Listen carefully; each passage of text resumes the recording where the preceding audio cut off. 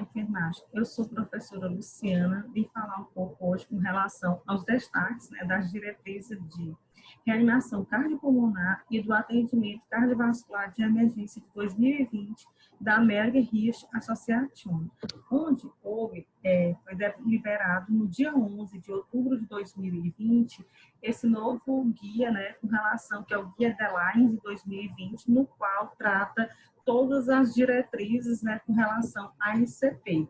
E lembrando também que ele retrata também a questão, seja do suporte de vida para adulto, crianças e com relação também ao neonato, né? Ela também houve modificações no que diz respeito à ciência da educação e da ressuscitação, como também o sistema de treinamento, né? E a questão da pós-PCR, né? Que é a questão com relação à recuperação desses pacientes, né? Que a gente vai falar mais na frente. Lembrando que foram 491 estudos, né, que houve, onde se reuniu os coordenadores da equipe, né, da American Heart Association e trabalhadores que trabalham com a ressuscitação, né, dos pacientes diante da RCP. Então, ficou firmado com eles 491 estudos, no qual desses estudos foi de acordo com as recomendações, né, no que diz respeito às classes, né, que é dividido por classe nível 1, nível 2 e nível 3. Lembrando que o nível 1 trata de um nível forte de evidência, né, o nível 2 trata de um nível moderado, né, com relação à questão das recomendações específicas, e o nível 3, que é a classe 3, que faz parte também do nível forte com relação às evidências científicas. Lembrando desses 491, né, recomendações específicas que eles se reuniram, esses coordenadores, 1,2% desses estudos estão baseados no nível A, que seria o quê? Um nível de qualidade acima, né, do esperado com relação a quê? A reanimação cardiopulmonar e o atendimento, né, cardiovascular de emergência, né? Então, eles chegaram num consenso no qual 50% dos membros, em relação a essa redação final, né, no qual eles construíram esses destaques das diretrizes, né, em 2020, e o mais interessante foi o que ocasionou, né?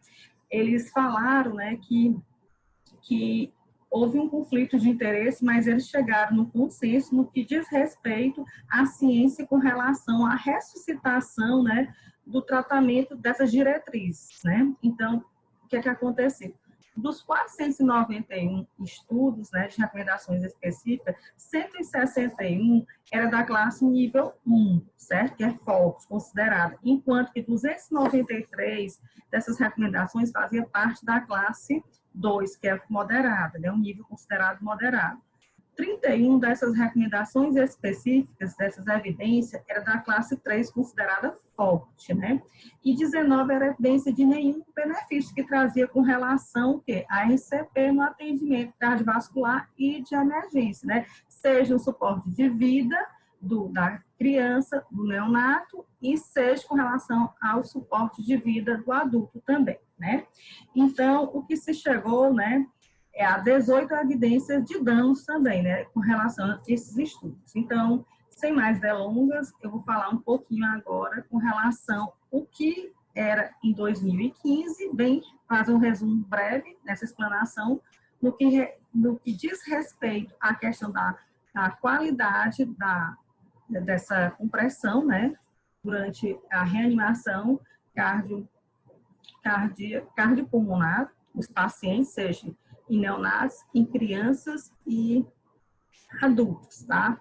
E lembrando-se que pouca coisa mudou com relação a isso, e em cada momento, hoje eu só vou trabalhar um pouquinho, vou fazer essa revisão com relação a isso, e vou falar só com relação ao adulto e com relação à gestante, tá? Então, vamos lá.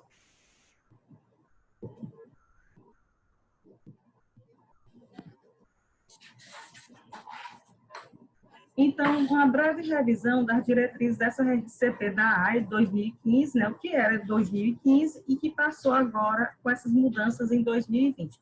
Mostrando aqui, né, o novo manual, né, do Guidelines, né, na versão em português. Lembrando-se que foi muito rápido esse ano, né, em comparação aos outros anos, porque demorava muito, né, em 2015 demorou um pouco a versão, né, porque sempre ela sai na versão em inglês, né, então a tradução demora bastante, só que nesse ano foi tão interessante que no dia 11 de outubro foi deliberado, né, esse guia, né, do Guidelines de 2020, no qual tem diversas traduções em diversas línguas, tá? Inclusive em português. Então, isso facilitou muito a gente estar aqui explanando essa temática de extrema relevância, onde os profissionais da área de saúde têm que saber, né, têm que estar por dentro dessas diretrizes para poder dar um suporte, né, adiante, seja um suporte avançado de vida, seja um suporte básico de vida, para diminuir a mortalidade dos pacientes, seja adultos, crianças e neonatos, tá? E gestantes também, no caso, durante o atendimento. Então, vamos ver um pouquinho, fazer uma breve revisão, né, para vocês entenderem, para eu automaticamente entrar nas diretrizes desse destaque, né, da RCP, para vocês. Então, vamos lá. Então, com relação à compressão e ventilação até a colocação da via aérea avançada, os adultos permaneceu, né, de 30 compressões para 2 ventilações, seja para 1 ou 2 socorristas, tá? E com relação às crianças, se tiver via aérea avançada em relação à compressão e à ventilação, 15 compressões para as 2 ventilações. Se estiver a via aérea avançada, administre compressões contínuas. Lembrando que é uma ventilação a cada 2 a 3 segundos. Isso foi que houve uma mudança, gente, com relação a isso aqui. Só com relação à criança, que depois eu vou falar com relação à ventilação no adulto, tá? Já com relação aos bebês, se a via aérea avançada, seja a relação de compressão e ventilação, que é 15 para 2, né, que seria 15 compressões para 2 ventilações, né? Se estiver a via aérea avançada, administre compressões contínuas, que seriam uma ventilação a cada 2 a 3 segundos, também para novidade, com relação a crianças e bebês. E aí eu já vou falar mais na frente com relação aos adultos. E lembrando a importância da qualidade, né, dessa efetividade na compressão durante a reanimação cardiopulmonar, seja os pacientes adultos, crianças e bebês. Então, vamos lá. Com relação à profundidade das compressões torácicas, com relação ao adulto, o que foi que permaneceu em 2020? Então, não houve mudanças, né? No mínimo tem que ser 2 polegadas, que equivale a 5 centímetros, né? E que não deve exceder 6 centímetros, tá? Quando for fazer essa profundidade. Lembrando que quando você vai fazer a compressão, você não pode colocar o peso do seu corpo em cima do paciente, tá? E nem ficar apoiando em cima, porque senão você não vai fazer uma compressão de qualidade, que é isso que a AIA preconiza, né? Durante essa diretriz de 2020, tá? Criança, no mínimo, é 1/3 do diâmetro anteroposterior do tórax, que é cerca de quê? De 2 polegadas, que não pode exceder 5 centímetros, tá? Já com relação aos bebês, seria o quê? No mínimo, 1/3 do diâmetro anteroposterior do tórax, que equivale ao quê? A 1,5 polegada, que é o quê? Seria 4 centímetros, tá? Cuidado que isso aí permaneceu, não houve modificação com relação a essa profundidade das compressões, tá? Vamos lá. O posicionamento das mãos. Gente, é interessante vocês tenham cuidado com relação a isso. Por que, professora Luciana? Porque, gente, veja só, no adulto, quando a gente faz as compressões, né, muitas das vezes, o que é que acontece? Pode haver fratura, né, de costela. Isso é normal, mas vamos supor, eu vou pegar e vou fazer uma criança com 2 mãos, como eu já vou falar já daqui a pouco, então vamos pensar nessa questão, tá? Que isso é interessante. Então, com relação a esse posicionamento dos adultos, então, quando a gente vai fazer a compressão nos adultos, de acordo com a AIA 2020, né, não houve modificação, né? Você não pode, como é que chama? Geralmente são com as duas mãos sobre a metade interior do externo, né? Que seria a parte anteroposterior, né? Do paciente, e você vai fazer a compressão de 5 centímetros e não exceder 6 centímetros. Lembra que eu falei para vocês? Já no caso das crianças de 1 ano até a puberdade, vocês acham, gente, ó, pode ser utilizar duas mãos ou uma mão. É opcional para criança muito pequena. Então, a gente tem que usar o bom senso, né, gente? Vamos supor que eu vou pegar uma criança de 2 anos. Vocês acham que eu vou fazer uma compressão para ser uma compressão de qualidade com as duas mãos? Gente, se já pode levar o paciente a ter uma fratura de costela, como é que eu vou usar uma criança de 2 anos as duas mãos para efetivar a pressão, a compressão? Então, vamos usar o bom senso. Eu, particularmente, né, numa criança de 2 anos, eu usaria a minha mão, né? E lembrando que não pode, geralmente, né, como eu falei para vocês, né, no slide anterior, que não pode exceder de 5 centímetros, tá? Nos casos das crianças. Agora, vamos supor, eu pego um adolescente, né? Que ele é um adolescente, de certa forma, ele é uma pessoa que é uma menina, uma moça, um rapazinho, já que a gente vê que a faixa etária, vamos supor, de 14 anos, eu posso utilizar as duas mãos, né? E lembrando que eu não posso colocar o meu peso durante a compressão de qualidade do paciente, né? E também eu não posso dobrar meus cotovelos, porque senão eu não vou dar uma compressão e não vou ter um posicionamento das mãos de forma correta. Então, eu tenho que estar com eles esticados, né? E aí eu posso utilizar nesse adolescente as mãos, tá? Então, é isso. Já com relação aos bebezinhos, né, menores de 1 ano, pode ser utilizado, seja para um socorrista ou 2 socorristas, eu posso utilizar 2 dedos, né, no centro do tórax, né, logo abaixo da linha mamilar, certo? E lembrando que os bebezinhos menores de 1 ano, eu não posso exceder o quê? 4 centímetros, tá? Que seria 1,5 polegadas na região anteroposterior do tórax da criança, tá? Se for 2 socorristas, a técnica seria 2 polegadas no centro do tórax, logo abaixo da linha mamilar. Lembrando que eu posso utilizar os 2 dedinhos, como eu disse, nos bebezinhos menores de 1 ano, como eu posso utilizar, né, os 2 polegares no centro do tórax, né, na parte anteroposterior, não ultrapassando, seria 1,5 polegada, né, que seria até 4 centímetros, tá, de profundidade, tá? E no posicionamento das mãos também, tá? Então, vamos lá. Então, isso não houve modificação com relação a essa questão, viu, gente? Então, vamos lá.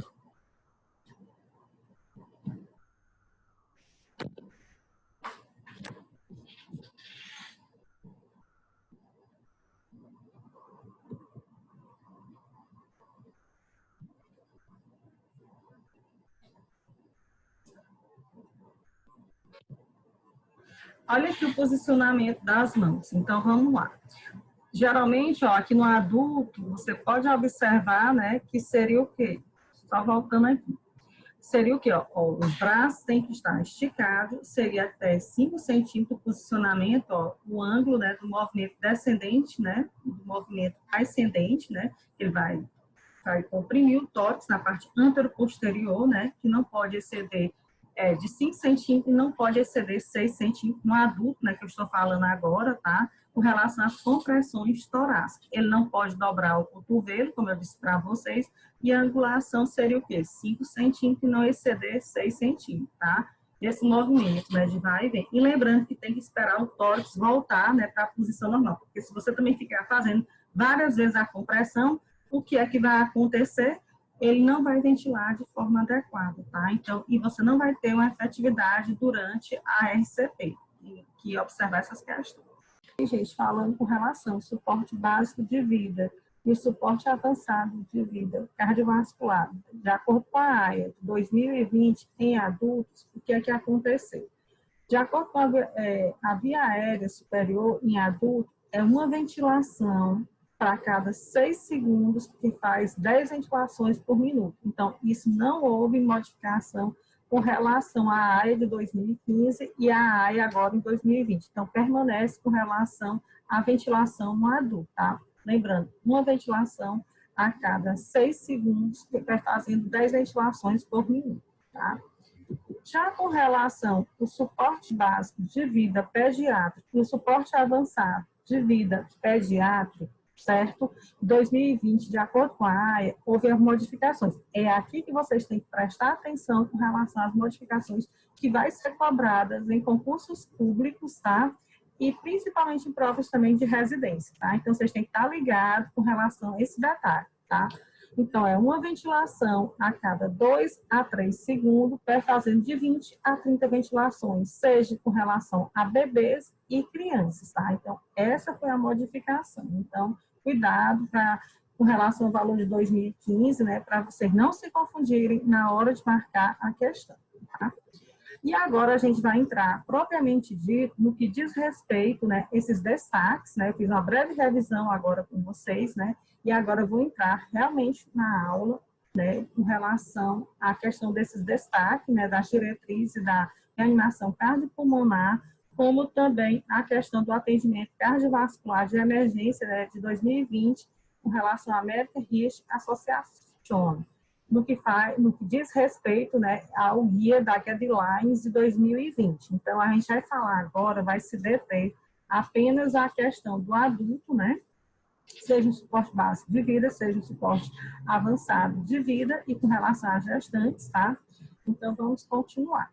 De acordo com essa introdução, né, com relação a esse destaque que a AIA faz em 2020, ela utiliza alguns tópicos, né, com relação ao suporte básico de vida avançado para adultos, seja suporte de vida avançado pediátrico e suporte de vida neonatal. E a novidade agora é, como eu disse para vocês também, a questão da ciência da educação em ressuscitação, por isso tem essas evidências específicas, na quais eu falei dos 491, né, de acordo com essas recomendações específicas, no qual diz que 1,2% estão baseados no nível A, que é de acordo com o quê? Porque ele aumenta a qualidade com relação a RCP, né? Então, mostra a efetividade das compressões também. Então, é importante, né, que entrou esse consenso de acordo com o coordenador da AIA, né, e a equipe técnica deles, que seriam os trabalhadores que fazem ressuscitação, né, nesse atendimento de reanimação cardiopulmonar dos pacientes, seja um suporte avançado de vida,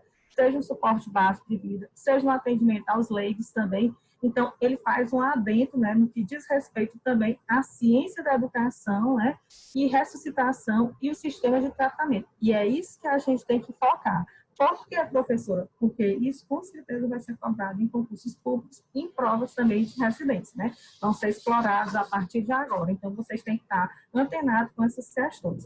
E é muito importante que eles chegarem a esse consenso, né, para não ter controvérsias com relação, né, a essa questão que diz respeito às recomendações, seja no tratamento, né, e dessas diretrizes da AIA, e a importância, né, dessa educação com relação à ressuscitação, né, e o sistema de tratamento dos pacientes, seja no suporte de vida da criança, do bebê, e no suporte de vida com relação ao neonato, né, que eu já falei, e no suporte de vida do adulto também, tá?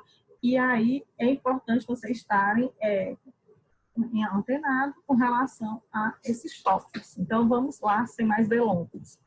Então, o que é que diz com relação a esse Guia de Guidelines 2020 da área? Ele diz o seguinte, que apesar dos avanços recentes, menos de 40% dos adultos recebem RCP, iniciada por leis, e menos de 12% tem um DEA, que é o desfibrilador, né, automático, né, aplicado antes da chegada do suporte médico, né? Então, o que é que acontece? Gente, a importância que os leigos, aqui principalmente no Brasil, né, as pessoas não são capacitadas, os leigos, para fazer, pelo menos, a compressão, né, do paciente diante que ele teve uma parada. Então, é importante que as pessoas, né, que hajam capacitações para a população lá nos Estados Unidos, qualquer pessoa sabe fazer a reanimação cardiopulmonar no paciente. E isso mostra a efetividade, né, da qualidade da compressão, até que o suporte médico venha e faça o suporte avançado de vida, né, e faça a reverte, né, essa parada desse paciente. Então, aqui, infelizmente, né, mal a gente tem um DEA nos estabelecimentos, como é que eu posso dizer, nos aeroportos, né? Então, e seja, né, na questão das rodoviárias também, o que a gente não vê. Nos Estados Unidos, em qualquer local tem um DF, para quando o paciente tem uma parada, qualquer leigo saiba fazer essas manobras de ressuscitação cardiopulmonar. E isso faz com que haja uma diminuição na mortalidade, enquanto que é acionado, né, o suporte médico e pegue o paciente e leve para o atendimento intra-hospitalar, né? Infelizmente, o Brasil ainda está em déficit com relação a isso, né? E morrem muitas pessoas, porque as pessoas correm para um lado, o leigo não sabe, fica correndo, o que é que eu faço? A pessoa parou, e aí não faz nenhuma compressão, e aí, às vezes, daqui que chega uma pessoa que ligue, acione o SAMU, venha pegar esse paciente. Às vezes, o paciente já foi até a óbito, né? Então, é importante que também haja essa capacitação para os leigos, né? Para qualquer pessoa, e principalmente vocês, acadêmicos de enfermagem, profissionais da área de saúde, enfatizar a importância, né, de estarem capacitando as pessoas também, né, pelo menos para fazer o quê? A questão de respeito à compressão, né, a compressão, enquanto que alguém aciona o serviço do atendimento pré-hospitalar para remover esse paciente para o atendimento intra-hospitalar e a sobrevida desses pacientes. É isso que fala, né, também com relação ao manual. Então, aproximadamente 1,2% dos adultos internados nos hospitais dos Estados Unidos sofrem parada cardiorrespiratória intra-hospitalar. Os resultados mostram, né, que justamente, né, com relação à parada cardiorrespiratória no atendimento intra-hospitalar são significativamente melhores que os resultados com relação à parada cardiorrespiratória no atendimento extra-hospitalar e continua a melhorar. Então, isso quer dizer o que, professora? Quanto mais cedo as pessoas são atendidas, né, sejam lá no atendimento extra-hospitalar e que as pessoas leigas façam as compressões, aumenta a sobrevida enquanto que chama, né, o médico, né, e aí só está mostrando para vocês, né, que nos atendimentos intra-hospitalar, né, esses pacientes, quando são atendidos, aumenta a chance, né, de 1,2%, né, da sobrevida e melhores resultados. Então, é importante, mostrando que a efetividade com relação à compressão, né, enquanto que o médico é acionado do atendimento intra-hospitalar para continuar, né, as manobras de ressuscitação cardiopulmonar dos pacientes, porque melhora a sobrevida, né, com relação à chance de vida desse paciente, né. Então, é dessa forma que tem que acontecer. Professora, quais são essas recomendações para o suporte básico de vida para o suporte avançado de vida cardiovascular, de acordo com esse manual, desses destaques, das diretrizes da AIA, ela enfatiza. Então, vamos ver agora o que é que ele recomenda, né? Então, ele diz o seguinte: algoritmos aprimorados e recursos visuais fornecem recursos fáceis para lembrar das orientações para cenários de ressuscitação, seja no suporte básico de vida e no suporte avançado de vida cardiovascular, tá? A importância do início imediato da reanimação cardiopulmonar por socorrista leigo tem sido reenfatizada. Então, em 2015 já se falava, né, no protocolo da AIA e só fez reenfatizar, né, da importância do início da RCP, né, seja por lei. E isso, enquanto o atendimento hospitalar, né, chegue os profissionais, né, do suporte médico, né, façam assistência de qualidade e leve esse paciente, né, e que esse paciente aumente a sobrevida dele, né, esse atendimento. Então, reenfatizou essa questão. Tá? As recomendações anteriores sobre a administração de epinefrina foram reafirmadas também, né, desse protocolo, né, de 2020 da AIA, né, com relação à RCP, né, com ênfase na administração mais precocemente possível. Então, quando o paciente, diante de uma parada, a importância de fazer a epinefrina, né, foi reafirmado para a administração, quanto mais precocemente, maior aumenta essas chances de sobrevida também do paciente, né? Outra questão que foi abordada foi a questão do uso de dispositivos de feedback visual em tempo real, que é recomendado como forma de manter a qualidade da RCP, né? Então, ele também, né, ele fala de novo, né, com essa questão também, com relação à área de 2020, né, recomendando esses dispositivos, né, de feedback. Ele mensura também continuamente a pressão arterial sanguínea e o teor do dióxido de carbono ao final da expiração, né? Durante a ressuscitação no suporte avançado de vida, pode ser útil para melhorar a qualidade da RCP. Então, iria ser o quê, professora? Que eles estão falando com isso que eu não entendi. A questão com relação à capnografia, gente. que é importante saber quanto é que o paciente tem com relação à concentração, né, de CO2, né, que seria o dióxido de carbono, né, de acordo com o protocolo, né, vocês sabem que a pressão de dióxido de carbono no final da expiração ele tem que ficar em 35 a 45 milímetros de mercúrio, tá? Aí é importante, ele só fez dizer que é importante fazer essa avaliação também para ver como é que está, se está acima ou se está abaixo de 35, né, a 45 milímetros de mercúrio. Com base na evidência mais recente, o uso rotineiro da dupla desfibrilação sequencial não é recomendado. Então, foi retirado do protocolo agora em 2020, né, com relação, seja o suporte básico de vida e o suporte avançado cardiovascular. Isso no adulto, viu, gente? Tudo que eu estou falando agora é só com relação ao adulto. Então, vamos lá. Outra recomendação foi o seguinte, que diz respeito a quê? O acesso intravenoso é a via de preferência de administração da medicação durante a ressuscitação e suporte avançado de vida, né, cardiovascular.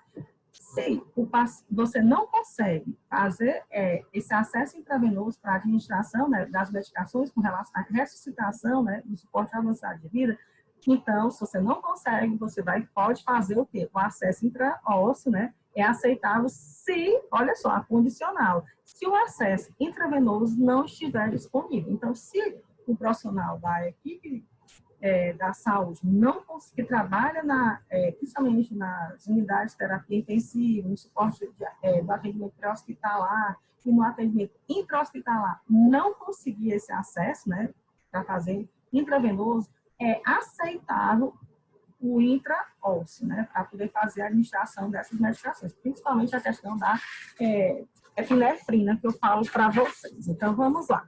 O atendimento do paciente, após o retorno da circulação espontânea, requer muita atenção com relação de respeito à oxigenação.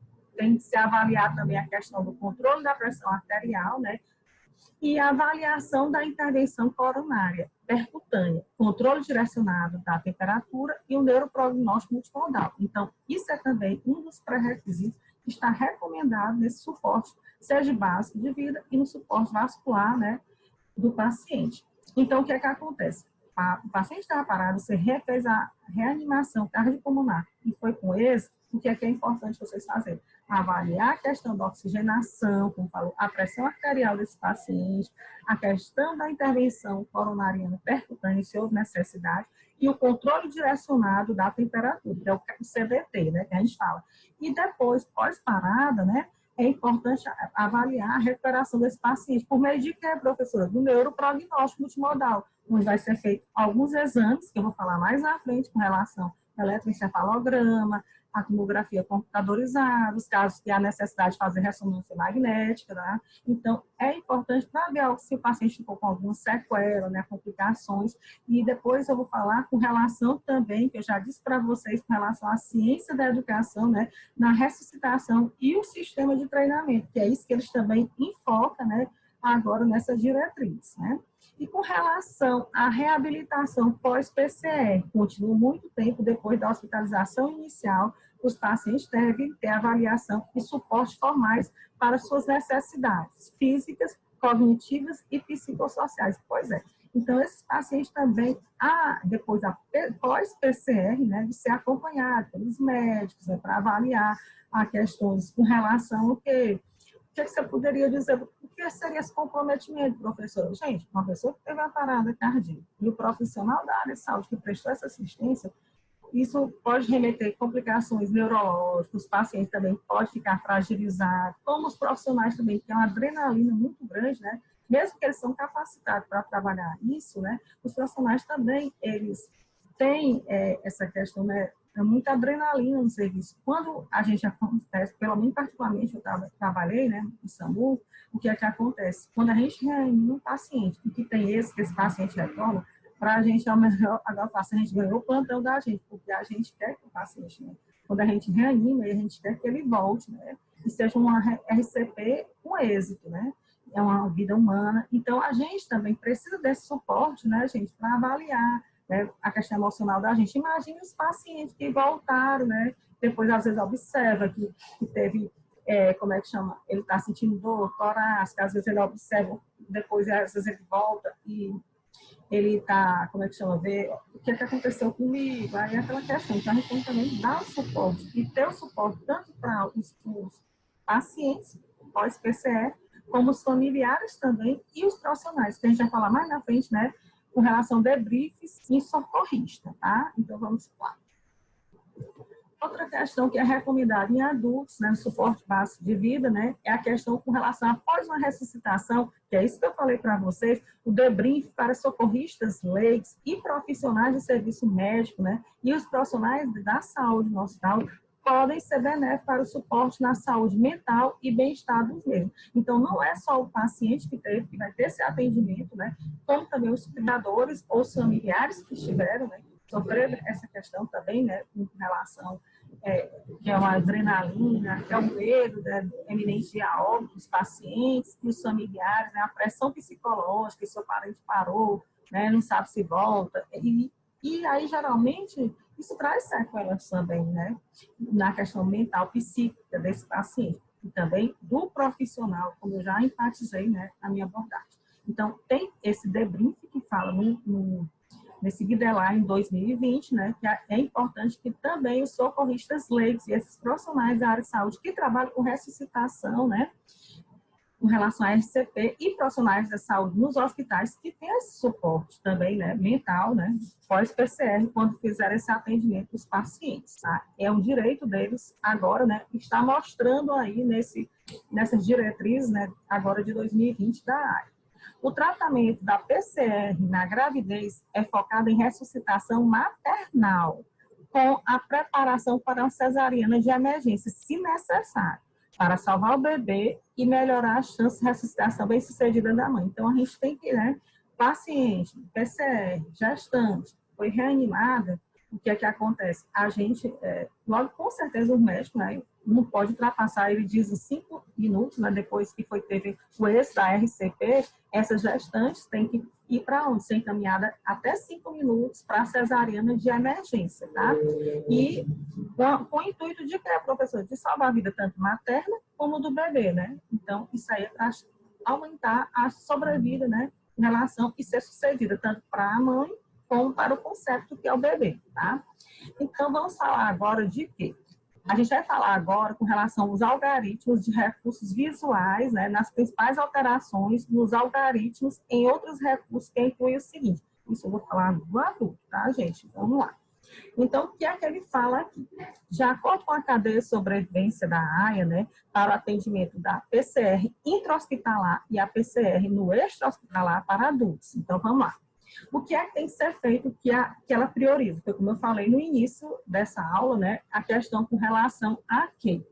A questão que diz respeito, primeira coisa, o paciente parou no atendimento intra-hospitalar, o pessoal da equipe faz o quê? Faz o reconhecimento das prevenções com relações precoces, né, com relação à reanimação cardiopulmonar desses pacientes, e já manda chamar, né, o serviço médico de urgência do hospital. E aí os profissionais já vão fazendo o quê? Os enfermeiros e os técnicos, né? A RCP de alta qualidade, enquanto que esse médico vem.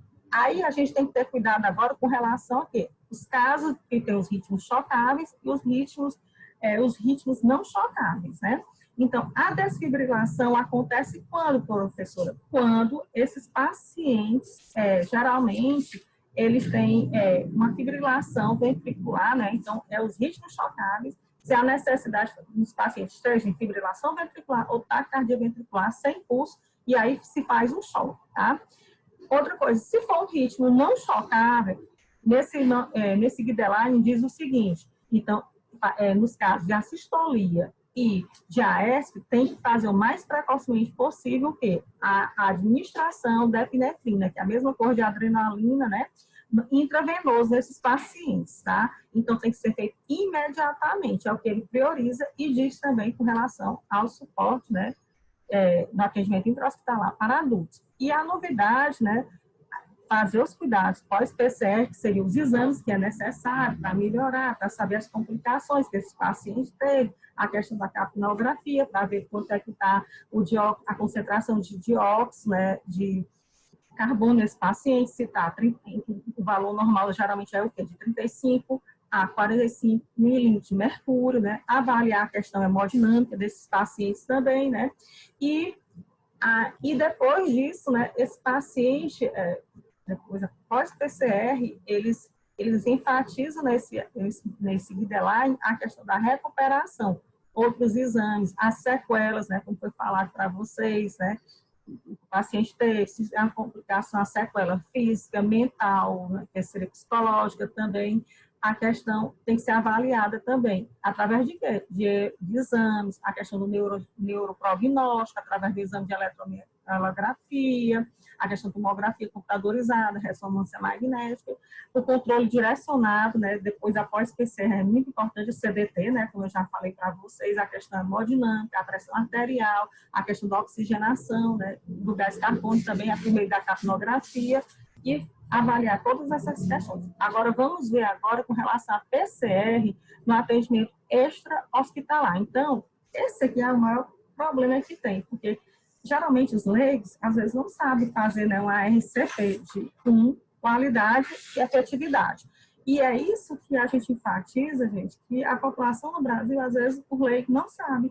E aí fica, o que é que eu vou fazer? O que é que eu vou fazer? E o paciente lá, ó, diminuindo a cada minuto que se passa a chance de sobrevida, né, desse atendimento extra-hospitalar, né. Então, se as pessoas, como acontece nos Estados Unidos, né, eles são capacitados, leigos, para fazer a RCP dos pacientes, pelo menos a compressão, né, é muito importante, porque isso aumenta a sobrevida desses pacientes, enquanto que faça o quê? É a questão da RCP, né, a RCP de alta qualidade. A primeira coisa que tem que fazer é o quê, professora? Se o leigo identificou uma PCR, seja em alguém na sua família, ou o que for, ele tem que fazer o quê? Acionar, né? Pedir para alguém ligar, enquanto ele já vai ser capacitado, se tiver essa capacitação, né, no Brasil, para todos os leigos, né? Aí ele já vai fazendo a RCP de alta qualidade, seria o quê? 30 compressões para 2 ventilações. Ah, professora, ele tem um dispositivo máscara, né, ambu, para fazer esse paciente. Então, ele vai fazendo as compressões, enquanto que ele já pediu para acionar a equipe do atendimento pré-hospitalar. No caso aqui no Brasil, né, é o SAMU. E se ele tiver, enquanto que chega, ele continua fazendo, né, as compressões nesse paciente, né, e aí, se for um ritmo chocável, se ele tiver em fibrilação ventricular, taquicardia ventricular, se ele tiver um desfibrilador, se ele for, vamos supor que ele seja um leigo que foi capacitado, ele pode fazer, né, a desfibrilação desse paciente, né, o choque nesse paciente.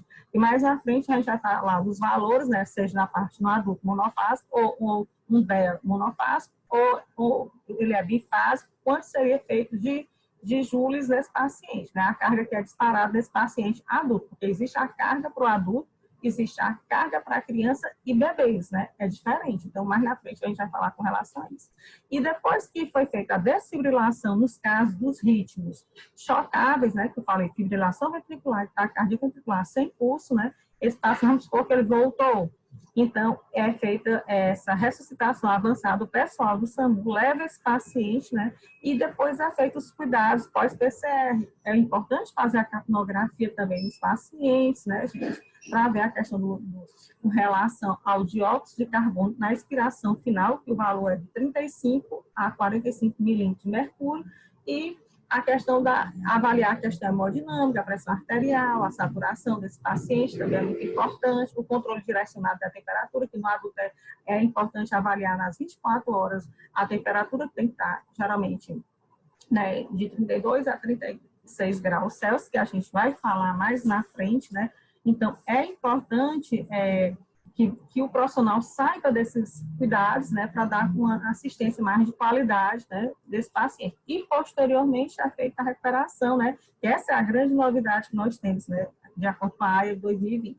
Pós-PCR, a questão da recuperação, ver a questão das complicações, se o paciente teve complicação neurológica, o debriefing tanto para os pacientes como para os socorristas, né? Se há a necessidade de um suporte mental para esses pacientes, os familiares também e para os profissionais. A questão também, a recuperação desse paciente, avaliar, né, o neuroprognóstico em relação ao eletroencefalograma, né? A questão do eletrocardiograma também é muito importante fazer, né, esses acompanhamentos com 12, né, derivações, também é muito importante, né, diante com 12 derivações, não, desculpa, gente, com 12 eletrodos, para avaliar toda a questão cardiológica desse paciente também, e importante fazer, né, outros exames também. Então, sem mais delongas, vamos continuar.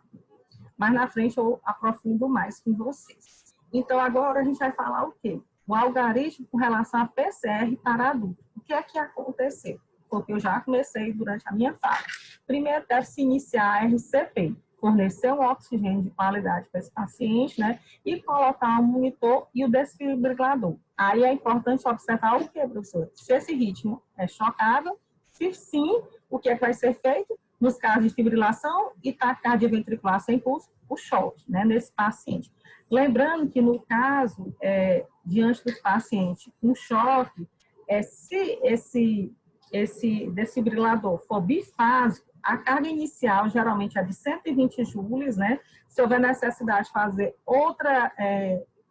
outro choque nesse paciente, de 120 já pode ser feito posteriormente 200 joules, e aí vai sendo avaliado pela equipe, né, da ressuscitação, né, desse atendimento intra-hospitalar, se há necessidade de aumentar o choque. Se for no caso um monofásico, você já inicia com 360 joules, tá? É isso que diz no guia da Guidelines de 2020, tá? E outra questão, de acordo com a RCP, por 2 minutos, é importante fazer o acesso intravenoso, lembrando que ele diz assim, é intravenoso. Caso o profissional não consiga fazer o acesso intravenoso, a administração faz o acesso intraósseo e faz a administração, se houver necessidade, né, da epinefrina. Então, deixa eu passar esse slide aqui para mostrar para vocês com relação ao ritmo chocável. E se não há um ritmo chocável, professor, o que é importante fazer? Aí, vamos lá. Diante disso, você fez antes, você no ritmo chocável, você fez o choque, né? E aí o paciente retornou, então não retornou, RCP por mais 2 minutos, faz a epinefrina, né? Seja intravenoso, se não conseguir intravenoso, faz o quê? O intraósseo, né? Como eu disse para vocês, que é aceitável, né? A cada 3 a 5 minutos nesse paciente, considerando a importância de que, professor, da via aérea avançada. E também que ele enfatizou, né, a questão da capnografia, tá? Lembrando que é para ver o quê? A capnografia, que é a questão com relação à mensuração do gás de dióxido de carbono, né, na expiração final do paciente. Então, você avalia que o valor normal é de 35 a 40 milímetros de mercúrio, tá? E nos casos do ritmo chocável, se ele não retornou, é importante fazer o quê? Se sim, vamos primeiro para sim, para depois a gente falar se não. Se ele, no ritmo chocável, o paciente depois da RCP foi reanimado, ele voltou, ele não voltou, você fez o choque, né? De acordo, seja monofásico ou bifásico, eu já falei para vocês, aí a importância de fazer a RCP por mais 2 minutos e utilizar a questão da amidazolam. Lembrando que a dose da amidazolam ou lidocaína, vou falar primeiro com relação à amidazolam. A primeira dose da amidazolam é em bolos, tá? Então, na AIA diz que é para ser feita em bolos, né? Geralmente 300 miligramas. A segunda dose, se houver necessidade de fazer da amidazolam, seria o que? A metade da dose, 150 miligramas, tá? Ah, professora, eu não quero que faça a amidazolam, eu quero que faça a lidocaína. Pode ser uma das duas, não é para fazer as duas, é uma das duas. Se liga nesse detalhe. Bom, eu não tenho a amidazolam, mas tu tem a lidocaína, então o que é que acontece? Você pode fazer, seja intravenoso ou intraósseo nos pacientes. A primeira dose da lidocaína, ela é feita de 1 a 1,5 miligramas, lembrando que é por quilo no adulto, tá? E a segunda dose seria a metade, que seria o quê? 0,5 a 0,75 miligramas por kg, né? Por quilo, tá? E, posteriormente, você vai tratar o quê? As causas reversíveis. Nos casos de ritmo não chocável, o que é para ser feito, professor? Se não houver sinais de retorno da circulação espontânea, você vai para 10 e para 11, que eu vou mostrar aqui mais lá em cima. E se houver RCP, vá para os cuidados de pós-PCR, que é aqueles que eu já falei com relação aos exames necessários, né? Para avaliar as complicações que o paciente teve, né? Seja cardiológica, seja paciente que está ainda necessitando de outras drogas também, né? Ver a questão com relação à questão hemodinâmica também e considerar com relação questão o adequado com relação, se foi adequado, a questão de continuar a ressuscitação. Então, vamos agora lá para o 10 e o 11 que foi falado aqui. Então, deixa eu voltar para cá. O 10 e o 11, vamos supor, nos casos, seria quando o paciente foi feito o choque, né, a fazer a administração da epinefrina, que eu falei para vocês. Lembrando que a epinefrina, lembrando que ela pode ser feita intravenoso, a preferência é intravenoso primeiro, né? Se não conseguir, tem que fazer de acordo com a recomendação da AIA de 2020, aí que você faz intraósseo, mas não pode deixar de fazer, porque é muito importante fazer a epinefrina imediatamente, né, nos casos que está enfatizando. A gente falou dos ritmos chocáveis, né? Então, e agora, esse 10 e 11 foi porque a gente estava falando do ritmo chocável, né? Então, eu tinha que mostrar para vocês o 10, né? E agora eu vou mostrar o 11. No caso de RCP por 2 minutos, você vai tratar as causas reversivas. Professor, o que é essas causas reversivas? Seriam os casos de hipovolemia, de hipóxia, hipercalemia ou hipocalemia, hipotonia, que os pacientes, ou hipotonia não, hipertermia ou hipotermia, que esse paciente pode vir depois pós-PCR, né? A questão com relação à tensão do tórax ou pneumotórax, os casos de tamponamento cardíaco, né? Também é muito importante avaliar essa questão. A questão com relação também à trombose, né, pulmonar nesse paciente e o trauma torácico também, dependendo, e as toxinas também, tá? Então, agora eu vou falar um pouquinho para vocês. Vou voltar o outro slide, né, para falar com relação ao ritmo chocável. Quando o paciente tem um ritmo que não é chocável. Professora, o que é um ritmo não chocável? São os pacientes, minha gente, que estão em assistolia e AESP. Então, de acordo com a recomendação da AIA, ela diz que é importante fazer imediatamente o quê? A epinefrina. Gente, a epinefrina é a mesma coisa de adrenalina, tá? Aí eu já falei para vocês que a dose necessária para administrar a epinefrina é de 1.000 miligramas a cada 3 a 5 minutos, desculpa. Considerando, é muito importante também, ó, quando você faz a epinefrina nesse paciente, é importante considerar a via aérea avançada por meio da capnografia. Você vai ver a questão com relação à questão da mensuração, né, do dióxido de carbono na expiração final, que tem que estar entre 35 a 45 milímetros de mercúrio, tá? Então, vamos para o próximo slide. Aí, voltando, se o paciente antes da RCP continua no ritmo chocável, aí o que é feito? Se sim, você vai para 5 e 7. Professor, qual é o 5 e 7? Você já fez o 5 e 7 seria o quê, professor? Você já fez a epinefrina? Então, agora é o quê? A necessidade de choque, né?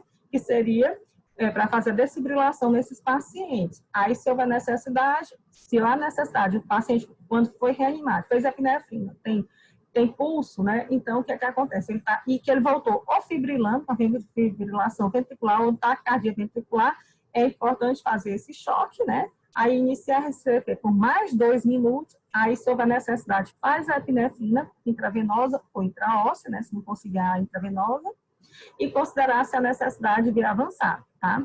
Aí acontece na mesma coisa com relação ao ritmo chocável, se sim, aí, se ele continua em ritmo chocável, sim, aí vai fazer outro choque novamente, iniciar a RCP por mais 2 minutos, aí vai fazer ou amidarona ou a lidocaína, tá? E é tratar as causas reversíveis que eu já falei.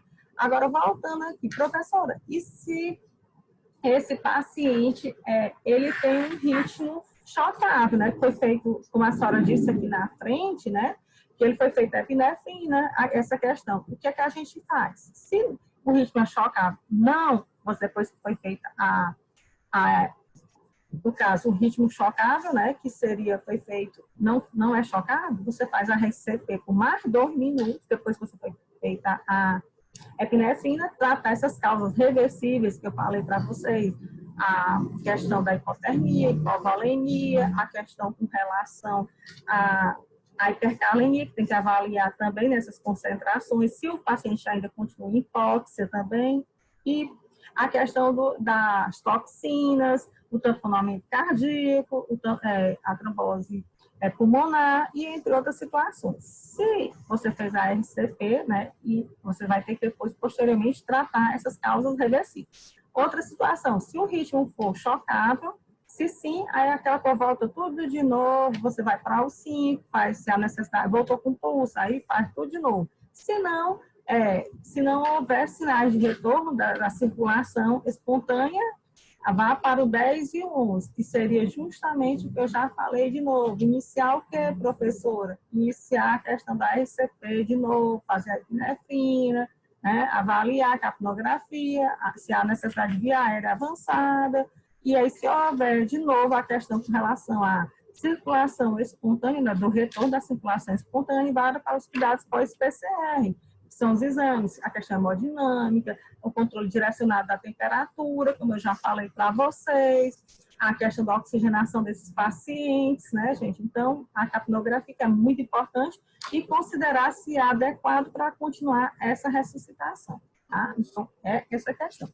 Aqui, só reenfatizando para vocês, né, que é importante para que se tenha uma qualidade da RCP, né, principalmente no que diz respeito à compressão nesses pacientes, né, geralmente, ó, eu disse para vocês, quando eu fiz aquele breve, no início da aula, né, os valores para o adulto, para a criança e bebês, né, eu disse que não pode, geralmente, comprimir a questão com força, né, não pode dobrar os cotovelos, como eu disse para vocês, e nem colocar o peso do socorrista no paciente, né, também já existe uma questão que pode ter fratura de costela, como eu disse para vocês. É importante que se faça a compressão na parte anteroposterior desse tórax, né, que seria a questão com relação às polegadas também, né, que não pode, geralmente são 2 polegadas e não pode exceder, no mínimo 5 centímetros, né, durante a compressão, e não pode exceder 6 centímetros durante a compressão, isso no adulto, e manter, né, geralmente 100 a 120 por minuto, essa questão com relação, né? E aguardar o retorno do tórax, total do tórax. Não adianta você ficar fazendo a compressão do paciente, né? E você não deixa fazer as trocas metabólicas, seria o tórax voltar, né, o retorno desse tórax, para poder fazer essas trocas metabólicas, né? Com relação, porque vocês sabem que o corpo carrega oxigênio, pigmenta a hemoglobina, para ir para todo o corpo, fazer a grande e pequena circulação e o paciente ter chance para voltar, né, durante a RCP também. Então, por isso que ele enfatiza a importância dessa qualidade dessa RCP, tá? Então, é imprescindível que a gente tome esses cuidados, tá? Minimize interrupções. O socorrista cansou? Troca pelo outro profissional. Já dá com a mãozinha para ele. Ei, fulano, vem aqui, ajuda aqui, porque não pode interromper, né, as compressões, porque isso vai diminuir, né, a questão da qualidade da RCP. Evite ventilação excessiva, porque vocês sabem, né, que também não pode ventilar bastante o paciente, né, quando você faz 30 compressões para 2 ventilações, o que acontece? Não pode fazer uma ventilação muito grande, porque isso aí pode, por conta da hipóxia nos pacientes, que eu já falei para vocês, nem pode, tudo que é demais também não faz bem, né? Então vai trazer complicações para o paciente. Altere os responsáveis pelas compressões a cada 2 minutos, ou antes se houver cansaço. Se o profissional que está fazendo as compressões cansar, já vai chamando, ei, fulano, vem cá, mas não pode interromper essas compressões. É isso que nas diretrizes destaca em 2020, né, com relação à efetividade que continuou, né, em 2020, né, nessa avaliação deles, né. Essa questão. Outra situação, se a via aérea for avançada, a relação da compressão é de 30 compressões para 2 ventilações. A questão da capnografia quantitativa com força de onda, né, avaliando sempre a pressão do dióxido de carbono, se estiver baixo ou caindo. Lembrando que o valor normal do dióxido de carbono, eu falei para vocês na capnografia, seria o quê? Seria de 35 a 45 milímetros de mercúrio, né? E sempre é bom e importante reavaliar a qualidade da RCP, tá? Esse é um dos parâmetros que fala com relação à área. Eu já falei também para vocês, mas vou relembrar, né? Com relação à carga do choque da desfibrilação, que seria o que, professor? Nos ritmos chocados. Se o paciente com ritmo chocado, você vai fazer o que? A desfibrilação. Aí eu falei com relação ao desfibrilador, seja bifásico ou monofásico. A carga no bifásico, começa com o quê? A gente tem que começar primeiro, a gente tem que saber de acordo com a recomendação do fabricante. Segundo, é importante a gente dar a dose inicial, né, com relação aos choques, de 120 a 200 joules, tá? Eu já falei para vocês. Se desconhecida, usar o máximo disponível desse dispositivo, né? de acordo com o fabricante. A segunda dose e as subsequentes devem ser equivalentes, podem ser consideradas doses mais altas, mas a gente inicia, né, em 120 a 200 joules nesses pacientes com relação à desfibrilação, tá?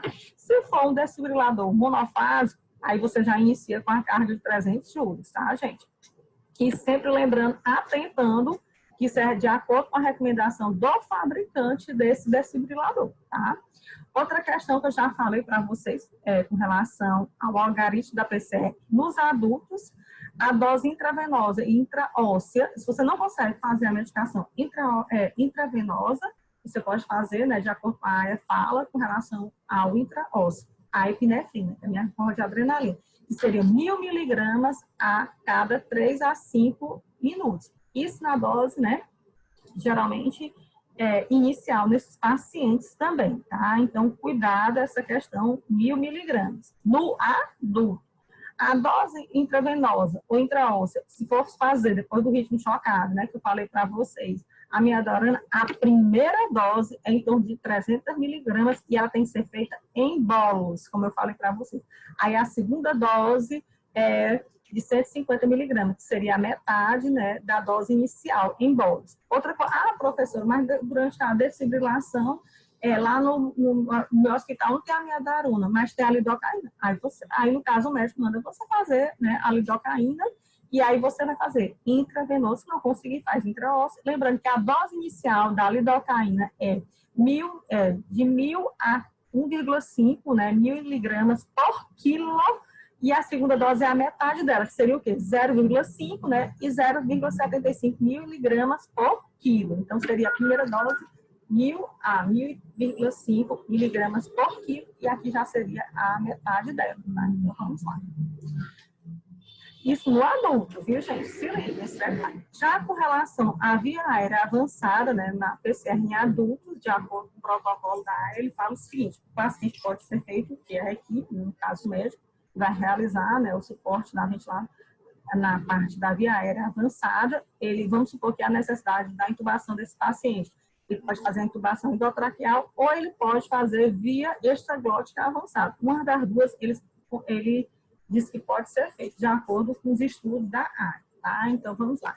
Aí, reafirmam a questão da capnografia com forma de onda, ou a capnometria para confirmar e monitorar o posicionamento do tubo endotraqueal. Professora, quer dizer que corre risco com relação ao paciente sair o tubo do local, né? Com certeza. Então, é importante a fixação desse tubo endotraqueal. Outra coisa, todos os tubos endotraqueais têm que ter CAF, que eles falam com relação à AIA também, né? A importância que eles têm que ter CAF, né? Para evitar, né, essa questão dos pacientes não terem o risco de broncoaspirar, né? Às vezes pode ter refluxo, né? Então, é importante, né, avaliar essa capnografia desses pacientes, que tem que estar em torno da concentração de dióxido de carbono na expiração final em 35 a 45 milímetros de mercúrio, tá? E sempre observar como está esse posicionamento desse tubo endotraqueal desse paciente. Outra coisa, quando houver uma via aérea avançada, administrar sempre, no adulto permaneceu, já falei para você na revisão, uma ventilação a cada 6 segundos, na área de 2020, né? E fazendo 10 ventilações por minuto, com compressões torácicas contínuas. Lembrando que a compressão no adulto é 30 compressões para 2 ventilações, tá? Isso no adulto. Houve a diferença agora, né? Mudou, né? Com relação à questão das ventilações por segundo na criança e nos bebezinhos, né? Que eu falei para vocês. Então, vamos lá. Outra questão que é muito importante é com relação ao retorno, né, da circulação espontânea. Aí a gente, como profissional da área de saúde, tem que avaliar o pulso desses pacientes, né, e a pressão arterial. De preferência, a pressão arterial diastólica desses pacientes também, tá? E a pressão arterial média também, tá? O aumento abrupto prolongado da pressão do dióxido de carbono, tipicamente maior ou igual a 40 milímetros de mercúrio, né? Que ele pode chegar até 45 milímetros de mercúrio, que é o valor normal, né? 35 a 45 milímetros de mercúrio, o dióxido de carbono na expiração final, que eu já falei para vocês. A onda de pressão espontânea com monitoramento intraarterial também, né? Que seria muito importante, né? Ela é mais fidedigna quando a gente avalia também, né? Nos casos, né? se puder fazer, e as causas reversíveis, qual é que seria, professor? Já falei para vocês, os casos de hipovolemia, hipóxia, a questão do hidrogênio, os casos de acidemia, hipocalemia ou hipercalemia, né, seria a questão com relação ao excesso de potássio ou a diminuição de potássio, né, dos pacientes com relação a PCR, né, os casos de hipotermia, a importância de aquecer esse paciente, tensão do tórax, nos casos de pneumotórax. Outra situação, tamponamento cardíaco, os casos de toxinas, trombose coronária e trombose pulmonar também. Tá? Agora a gente vai falar um pouquinho, gente, nessa figura 5, é o algoritmo da emergência, né, associada com relação aos opioides, né, para socorrista leigos em adultos, tá? Então vamos puxar um pouquinho aqui para vocês verem. Então vamos lá. A primeira coisa que é importante ser feita, de acordo com a AIA 2020, ele fala a importância com relação ao quê? Verifique se a vítima responde. Chame por ajuda por alguém próximo, né? Acione o sistema médico de emergência, então tem que ligar, tá? O pessoal está ouvindo. Busque naloxona e um DEA, que é o desfibrilador, se possível, né? Ou se disponível também, né? A pessoa está respirando normalmente? Se sim, o que é para ser feito? Então, se ele está respirando, evite a deteriorização. Então, bata no ombro do paciente e chame: senhor, tá tudo bem? Ou alguma coisa, qual é seu nome? Sei lá, mas é importante bater no ombro e perguntar, né? Para a gente ver se ele está consciente, orientado, o que for. Ele está se você bateu no ombro dele, você deve fazer o quê? Reposicionar o paciente, coloca o paciente em decúbito, né? No caso, dorsal, né? E se puder, uma superfície rígida também, que seria onde ele fique, né, em decúbito dorsal, tá? Considere o caso, né, de fazer a naloxona nesse paciente que apresenta o quê? Uma emergência por opioides, né? E continue a observar até o serviço médico de emergência chegar no local da ocorrência, né? Que às vezes pode ter sido em via pública, né? Que esse paciente passou mal, né? A avaliação contínua da resposta e respiração. Aí, se você já avaliou, né, como é que está essa resposta, você está respirando, né, que é sim, aí a gente começa tudo de novo. Verifique se a vítima responde, chame para ajuda, já estou perguntando, já ligaram para o SAMU, alguém ligou, acione o sistema médico de emergência, né, aquela questão também, busca, se tiver naloxona e um desfibrilador, né, no local onde ele está. A gente sabe bem no Brasil que para ter uma ideia disponível um local é muito complicado, né? Porque geralmente lá nos Estados Unidos, nos restaurantes tem, nos aeroportos, né? Na parte das rodovias, na construção civil, em todo lugar tem. Aqui é mais difícil no Brasil, mas não é impossível ter, né? Nos aeroportos, você vê que eu já vi uma vez um paciente passar mal, né? E tinha um desfibrilador e o pessoal pegou lá, né? Agora, geralmente, às vezes, né? Não tem uma pessoa que é capacitada, como já aconteceu. E na hora, a gente terminou ajudando, né? Na época, eu ajudei com um médico que estava no local e foi feito esses cuidados ao paciente, tá? Diante de caso associado a opioides, né? E aí tinha na mochila, no aeroporto, né? As medicações para a naloxona e a gente fez o paciente enquanto que o SAMU chegava, aí a gente pediu para o pessoal do hospital, do aeroporto, chamar o atendimento intra-hospitalar, o SAMU, para vir levar esse paciente para o atendimento intra-hospitalar, tá? Outra coisa, se a pessoa está respirando normalmente, se não, iniciar a RCP desse paciente, e é importante fazer o mais precocemente possível a naloxona nesse paciente. Se ele está com um ritmo, fibrilação ventricular e taquicardia ventricular, é importante fazer, né, um choque nesse paciente, né? Se houver necessidade, você vai ter que usar um DEA. Retorne a RCP até a chegada do serviço médico de emergência, tá? Então, para as vítimas adultas e adolescentes, o socorrista deve executar compressão e ventilação de resgate para as emergências associadas a opioides, né? Se todos forem treinados para realizar essa ventilação de resgate. Caso não sejam, eles devem realizar a RCP somente com as mãos. Não tem como fazer a Mascrambu, né? Porque não tem. Já para bebês e crianças, a RCP deve se incluir compressões, no caso, compressões com ventilação de resgate, né? Que ele fala aqui que não dá para vocês verem direitinho, tá cortando aqui o slide. Então, vamos lá. Agora, a gente vai falar um pouquinho com relação a quê? Ao algoritmo da emergência associada ao opioide para profissionais da área de saúde e adultos. Agora, já são profissionais, né? Que que estão no local, né? E aí eles podem utilizar e ter os materiais necessários, né? Para fazer o atendimento de suporte, né? Avançado, né? Nesse paciente de vítima. Então, vamos lá. Em vítimas de quê? Associada, no caso de assistência na emergência, associada ao opioide para profissionais de saúde em adultos, né? Então, vamos supor. Então, vamos ver. Primeira coisa que os profissionais da área têm que fazer: suspeita de intoxicação por opioide, verifique se a vítima responde. Outra, chame por ajuda nas proximidades. Então, acione o sistema médico de emergência. Busque na naloxona, quase a mesma coisa que a gente falou com relação ao leigo, né? E um DS disponível. Aí é importante saber se a pessoa está respirando normalmente. Se sim, a gente tem que evitar a deteriorização, toca no ombro e chama em voz alta o paciente, né? Abre a via aérea e reposicione. Aí você vai fazer aquela manobra, se há necessidade, né? Xerife, extensão do pescoço, ou a diantruz para empurrar a mandíbula para baixo, né? Para melhorar a ventilação, né? Se tiver alguma coisa obstruindo também, né? A passagem do ar. E a importância de considerar a naloxona. Transporte do paciente para o hospital, né? 4, avaliação contínua da respiração, da resposta à respiração. Aí, dependendo da situação, você vai para um de novo. Aí seria o quê? Verifique se a vítima responde, chame por ajuda nas proximidades, acione o sistema médico de emergência, busque, no caso, naloxona e, se há necessidade, fazer uma desfibrilação se for disponível.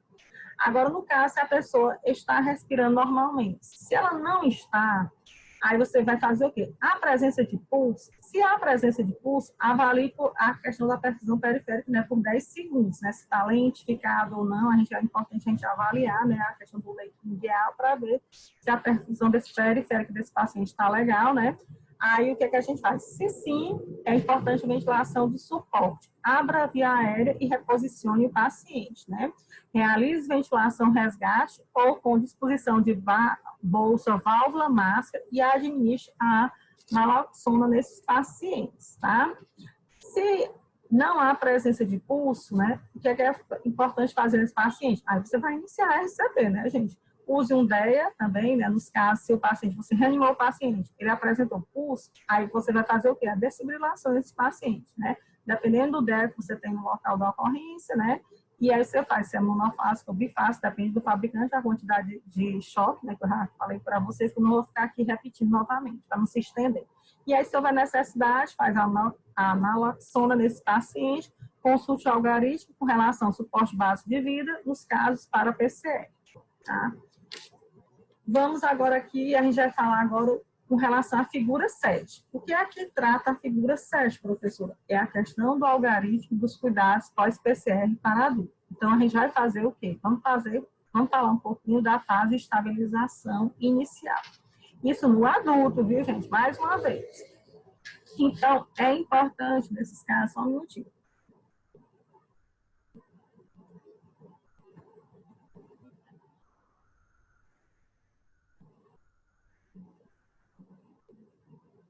No caso, é importante a gente avaliar, né, a questão com relação ao retorno da circulação espontânea, se foi obtido, né, nesse paciente. Aí você vai fazer o quê?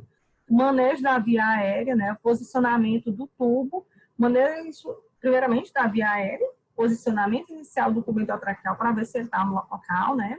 E é importante, né?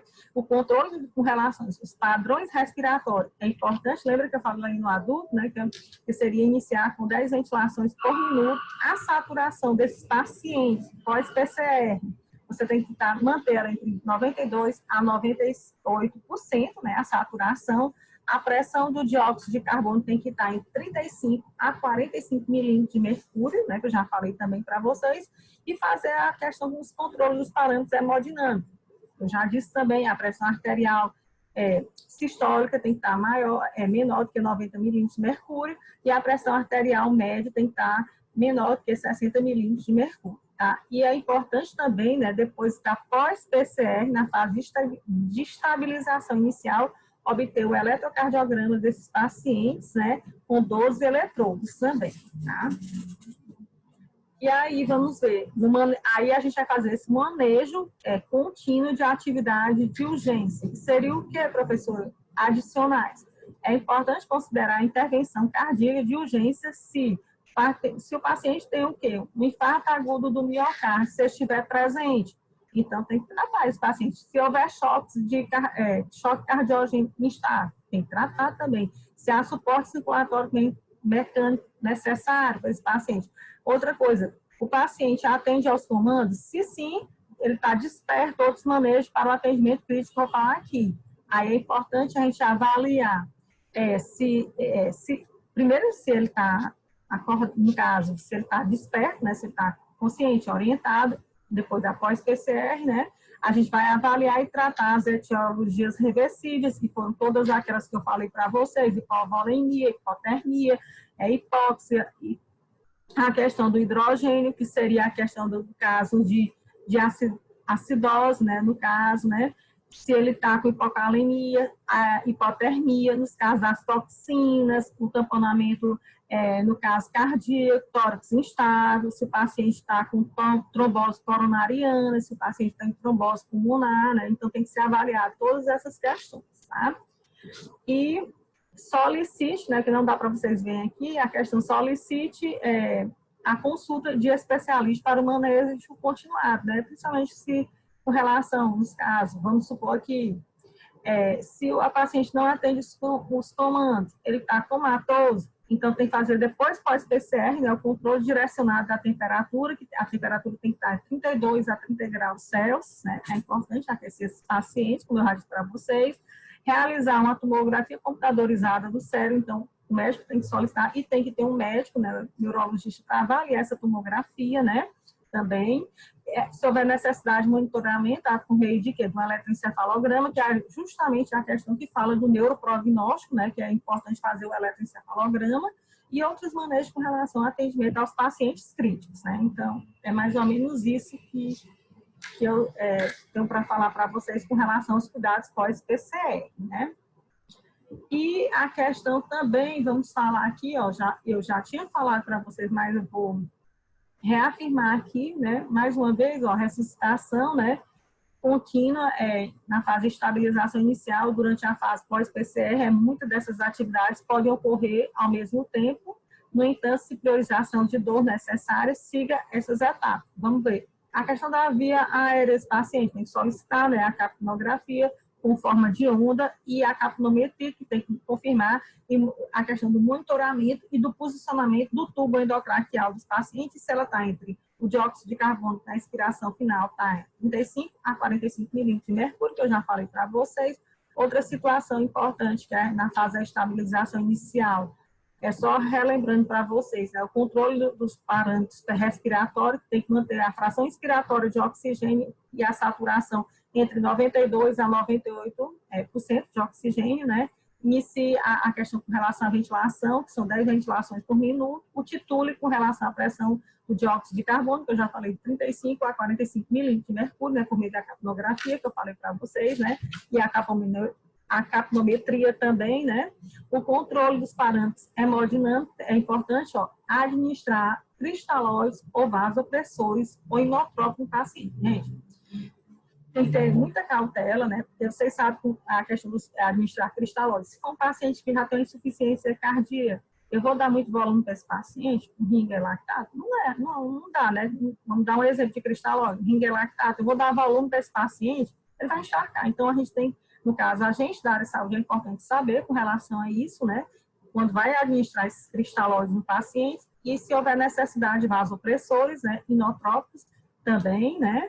E sempre é importante também visando a questão da pressão arterial sistólica, como eu já falei para vocês, que tem que ser maior, né, que 90 milímetros de mercúrio, e a pressão arterial média que tem que estar em torno maior de 65 milímetros de mercúrio, tá? Então, a gente tem que manter esse paciente nessa fase inicial de estabilização. Outra situação, no manejo contínuo e atividade de urgência adicional. essas avaliações devem ser realizadas ao mesmo tempo para as decisões sobre o controle direcionado da temperatura, que a gente chama CDT, eu botei até aqui, que às vezes no concurso bota CDT e você não sabe o que é, né? Então é importante você saber que o CDT é o controle direcionado da temperatura desses pacientes para receber a alta prioridade com relação às intervenções cardíacas. Porque muitas das vezes os profissionais, ele faz atendimento, ele já sabe que é um paciente, vamos supor, só do SAMU, como eu já trabalhei, tinha ocorrência que a gente fazia em paciente, que a gente, né, já sabia que ele tinha uma insuficiência cardíaca congestiva, já era um paciente que tinha hiperplasia ventricular, né? Então, o que acontecia? A gente estava no hospital, quando melhorava, aí esse paciente tinha alta do hospital, aquela coisa toda, depois voltava para casa, aí tanto dia de novo, ele acionava o SAMU de novo. Então, a gente já conhece mais ou menos os pacientes que a gente faz atendimento, né? Quem trabalha no setor de urgência no atendimento pré-hospitalar do SAMU já tem uma ideia mais ou menos dos pacientes. Então, é importante a gente controlar, né, essa questão também da temperatura do paciente pós-PCR em adultos, né? A intervenção, e principalmente no caso de prioridades das intervenções cardíacas, né, que a gente já sabe que os pacientes que a gente atende, né, nos nossos, seja no atendimento pré-hospitalar ou no atendimento do intra-hospitalar, os médicos, os enfermeiros, né, e a equipe da urgência e emergência desses hospitais e da UTI já conhece esses pacientes, né, eles já são bastante assíduos, né, porque vamos supor, paciente que tem uma complicação cardíaca, nem todos a gente tem um coração para fazer um transplante, então, às vezes é feito o quê? Tratamentos paliativos para a enfermidade que ele tem, né, infelizmente, né, então, a gente já sabe dos problemas das doenças cardiopatas que esse paciente tem, né, ou das cardiopatias que ele já tem, então, tem que tratar, né, até quando se consegue uma cirurgia para esses pacientes, ou que é com tratamento paliativo, né, ou manter o máximo esse paciente vivo, né, também isso é importante. A intervenção, os casos de intervenção cardíaca de urgência, é importante, eu já disse para vocês, da avaliação por meio do eletrocardiograma, que tem que ter 12 eletrodos, considerando a questão hemodinâmica, né, para tomar decisões de intervenções cardíacas. Então, por isso que é importante um cardiologista também, né, nesses setores de hospitais para estar trabalhando essa questão, né, nas intervenções cardiológicas desses pacientes que têm comprometimento por meio de cardiopatias. Outra situação é o controle direcionado da temperatura. Se o paciente não estiver atendendo nosso comando, inicia o controle direcionado da temperatura CDT, né, assim que é possível. E lembrando que a temperatura tem que estar em torno de 32 a 36 graus durante as 24 horas, usando o dispositivo de resfriamento com loop de feedback, né? Eu, particularmente, é importante, ele reenfatizou nos pacientes pós-PCR, né, que tem que manter essa temperatura de 32 a 36 às 24 horas, utilizando esse dispositivo de resfriamento com loop de feedback, tá? Então, cuidado, que eles podem falar, né, desse dispositivo, você não conhecer, né, e é importante você saber que faz parte, né, para avaliar a questão do controle direcionado da temperatura nos pacientes pós-PCR em adultos, tá? Outra situação também que é importante, o manejo de atividade contínuo em atividades de urgência adicionais. Seriam os pacientes, né, que têm atendimento crítico. É importante o monitoramento contínuo da temperatura central, seja por meio da temperatura esofágica, ou retal, ou da bexiga também, nesses pacientes adultos. Manutenção, né, nos casos de normoxia, normocapenia, né, que tem que manter o controle do dióxido de carbono, e a euglicemia. Professor, o que é euglicemia? A euglicemia é justamente, gente, que o paciente tem que ficar geralmente, como é que eu posso explicar para vocês? Ele tem que ficar pós-PCR entre 8 a 12 horas em jejum, aí é feita a coleta nesses pacientes, né, sanguínea, para ver o nível de glicose no sangue. Por isso que ele é chamado euglicemia. Esse paciente tem que ficar entre 8 a 12 horas em jejum, tá? Outra situação, monitoramento contínuo intermitente do eletroencefalograma. É por isso que é importante, nesses casos de paciente atendimento crítico, né, que seria a questão com relação a ter um médico para avaliar depois, pós-PCR, se houve complicações neurológicas, se esse paciente está em morte, vamos supor, esse paciente foi reanimado, voltou, mas ele teve deterioramento, uma deteriorização no sistema nervoso central, então é importante fazer um eletroencefalograma para saber o nível de comprometimento que esse paciente apresenta. Outra situação, o paciente está em ventilação mecânica, protetora para melhorar essa questão das trocas metabólicas, ele ainda está tendo dificuldade, então tem que fazer essa avaliação também, tá? E nos casos das causas reversíveis, né, que a gente chama os H da vida, HS e o TS, que seriam os três. Os casos de hipovolemia tem que avaliar, nos pacientes pós-PCR, né? Hipóxia, hidrogênio, nos casos de acidose, né? Hipocalemia, hipercalemia, para fazer o controle com relação ao potássio, né? Tensão, pneumotórax hipertensivo, no caso, né? Tamponamento cardíaco, as toxinas, trombose coronária ou trombose pulmonar nesses pacientes. Aqui é só mostrando para vocês, né, que ele falou com relação a pós-PCR. O que é que ele fala, professor, de interessante com isso aqui, que eu não entendo? Vamos lá. É justamente essa figura 8, ele trata do neuroprognóstico, né, com os pacientes pós-PCR. Então, e é recomendada essa abordagem, né, de acordo com esse protocolo da AIA, que é importante a gente avaliar, né, então é importante ter um médico, né, no caso, neurologista, para avaliar esse neuroprognóstico multimodal em pacientes adultos após a PCR, né? Então, e o que é que eles vão ver? Toda a questão do manejo clínico, a questão da imagem, a eletrofisiologia do resultado desse exame, o exame clínico, os biomarcadores séricos. Então, ele vai avaliar toda essa questão, né? O controle direcionado da temperatura, o resultado da tomografia, da ressonância magnética, né? Ele vai ver se há necessidade de paciente com controle direcionado da temperatura, se há necessidade de reaquecimento, então se há necessidade de limitar a sedação, a analgesia desse paciente para manter a normotermia controlada desses pacientes, né? Aí, com relação à questão do exame clínico, também ele tem que avaliar as questões com relação ao estado mioclônico, né? De registro do eletroencefalograma desses pacientes, esse paciente tem reflexo pupilar, né, com relação à luz, e por meio da pupilometria também a quantidade, se está aumentando ou não a questão da pupila desse paciente, o reflexo da córnea, se ele está mantendo, né, e com relação à eletrofisiologia desses pacientes, se tem supressão de surto, estado epilético, né, porque, se, por exemplo, o paciente pós-PCR, ele teve uma crise convulsiva, né, então é importante nesse neuroprognóstico multimodal avaliar, né, se há mas esse paciente não tinha epilepsia, então tem que investigar, então por isso que tem que ter um neurologista para estar avaliando esse eletroencefalograma, né, e ver toda essa eletrofisiologia para incorporar exame diagnóstico para melhorar esse prognóstico, né, multimodal com relação ao paciente. E ele deve ser realizado depois de pelo menos 72 horas depois nos casos de quê? De normotermia, viu, gente? Aí tem que usar esse protocolo. Aí ele pode ser feito geralmente o quê?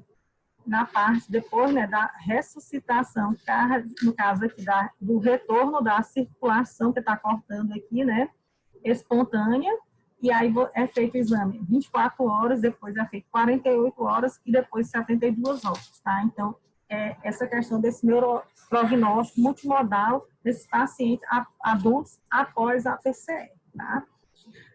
Agora a gente vai entrar um pouquinho com relação aos casos de PCR, né, em pacientes gestantes, né? Então, a gente vai falar um pouquinho agora, né, com relação a esse algoritmo, né, do suporte avançado de vida circulatória, no atendimento intra-hospitalar para PCR em gestantes, né? Então, vamos lá. O que é que ele preconiza, né, agora em 2020?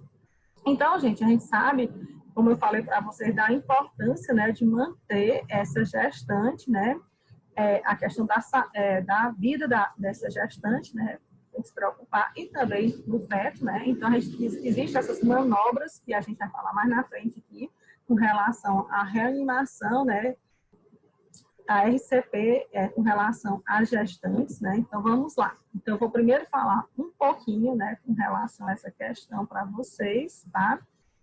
E o que é que a AIA preconiza diante dessas situações. Então, vamos ver. No caso de uma gestante, é muito importante a gente colocar, só antes de começar a minha explanação, é importante a gente colocar essa paciente, né, decúbito lateral esquerdo, para diminuir a pressão na veia cava, né, para poder fazer a circulação, né, e o pigmento da hemoglobina circular, né, e também chegar até no feto, também isso é importante, né, e também na parte da mãe, no sistema nervoso central também, né, e fazer essas trocas. E oxigenar esses órgãos também. Lembrando que depois que faz essas manobras, ela fica nessa posição, né, no caso seria o decúbito lateral esquerdo, né, e você faz essa manobra, né, no dorso, no caso do feto, né, empurrando ele para o lado da esquerda, né, para diminuir a pressão da veia cava inferior, né, para poder melhorar, né, e melhorar também a parte circulatória dessa mulher e do feto também, né. Então, vamos lá. Continue, seja no suporte básico de vida, no suporte avançado, né, cardiovascular. É importante a gente fazer esses cuidados com a gestante no que diz respeito à RCP de alta qualidade. A questão também sobre a necessidade de desfibrilação, né, se indicada para esses casos, e outras intervenções de suporte avançado de vida, que se houver necessidade de fazer epinefrina nessa gestante. Então, é importante que acione a equipe de PCR materna desse hospital, tá? Para quê? Para que considere a etiologia. O que foi que levou essa mulher, essa gestante, a ter essa parada? Então, tem que ser investigado com relação a essa questão, tá?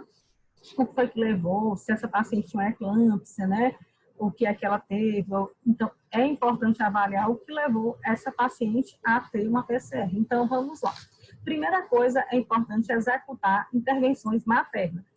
Execute o manejo da via aérea desse paciente, né? Que seria a questão para fazer, no caso, a hiperextensão do pescoço, a questão com relação à manobra Schindler, a Jantrush, empurrar a mandíbula para baixo, para ver alguma coisa que está obstruindo, né? Também a passagem de oxigênio, né?